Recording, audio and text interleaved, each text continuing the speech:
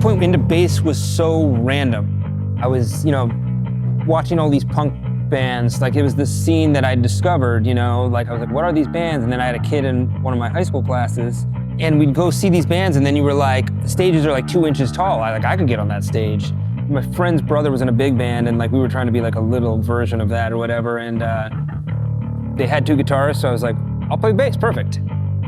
Bass was the one that I fell in love with, and I can't picture any other instrument now. Like that's the one that feels the most normal when I play it. Sometimes when I pick up a guitar, I'm like, this thing feels like a fork.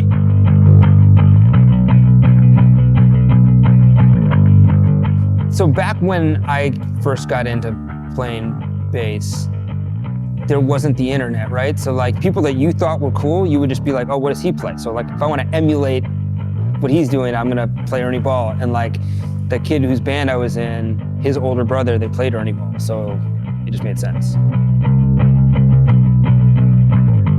I remember getting the strings from, I think, Guitar Center way back in the day.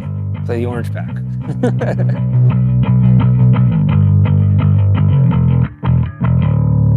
I went through the exploratory process that a lot of people go through where, there was my parents' music, which was Temptations and whatnot, and then the music that was adjacent to my parents' music, which was like Michael Jackson and stuff. And then I got into rock music, but like Guns N' Roses. Duff McKagan is awesome. When he plays within Guns N' Roses, it's so iconically him, but at the same time, there's never moments where I'm like, oh, this guy's doing too much, you know what I mean? Like he just fits the pocket perfectly. And I always thought that was so cool.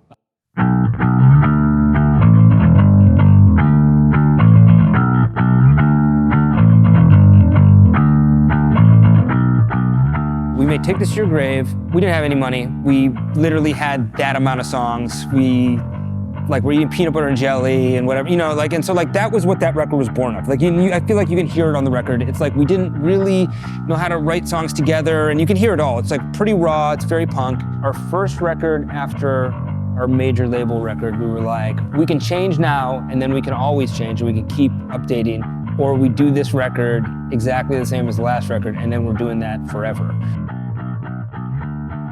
I remember hearing a Bono quote. He said, don't make an interesting second record. And I get it in the way that like, make the art that you want to make, that you think is cool, but don't make it interesting just for the sake of it being interesting. But so cool to change and to adapt, like The Clash or Bowie, where it's these different iterations. Now I can like pick or choose the Clash records, based on my mood, and they're so different from each other.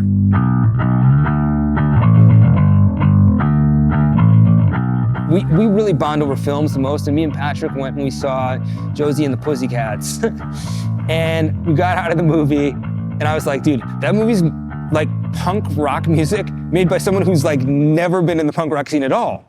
It's perfect. We need that person to do a couple songs on a record. It was Babyface. He ended up doing Thanks for the Memories, which was pretty magical when he did it.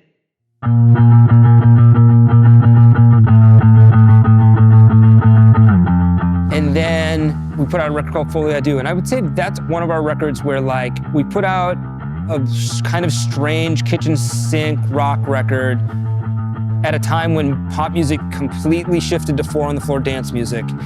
We took a couple years off, and then we put out 2 records back to back. These were probably the most difficult to do, I think, in the way that it felt like we were just surviving, because there was literally no rock bands on the pop culture spectrum. You know what I mean? There was like 2.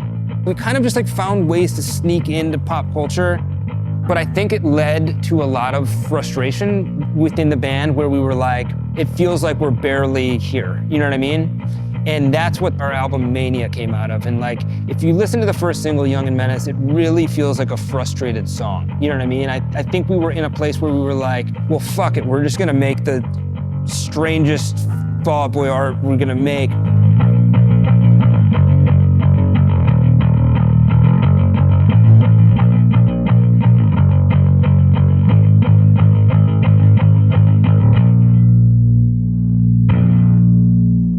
When our band first, us and My Chem and Panic, or Paramore were coming up, I remember seeing Green Day, and I feel like it was like the perfect time for Green Day to make an updated Green Day's first emo record or something, it would have been perfect. But instead they put out American Idiot, and there was like this whole like, oh shit, they're like, it's Green Day. It's like adjacent to what these guys are doing, but like this is a big Green Day record, you know what I mean? And I think that that's what the idea behind Stardust was, is that like, let's do something adjacent to what's happening right now. Like I think it's like Machine Gun Kelly, and I think Willow, and what a lot of these bands are doing is so cool.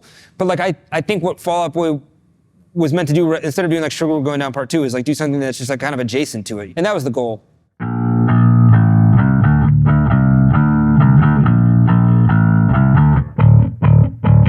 It's never been easier to cast your line out into the pond, and it's never been harder to catch a fish. You know what I mean? There's no easy one path for everybody. Like sometimes some people just blow up on TikTok or a song or part of a song blows up, and if you have belief in yourself, and it's very important to stoke that and to keep following that, but you really have to just feel it. I always ask like the bands on my label, I'm like, what's your first gut feeling about it? When they ask me about like, should it be this or that? Like your first gut feeling, if you're in tune with your art, is probably the right one. You know what I mean? And so there's no one path anymore.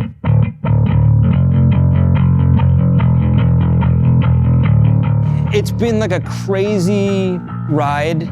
This is the thing you dream about when you're a kid, and like you got to do one of the like 5 jobs that you dream, or at least I dreamed about. Like I'm not a Bash brother on the Oakland A's. I'm not, there's a couple ones that like I clearly didn't have the right thing for, but it's so cool that I get the chance to do this and do it with my friends. It's awesome.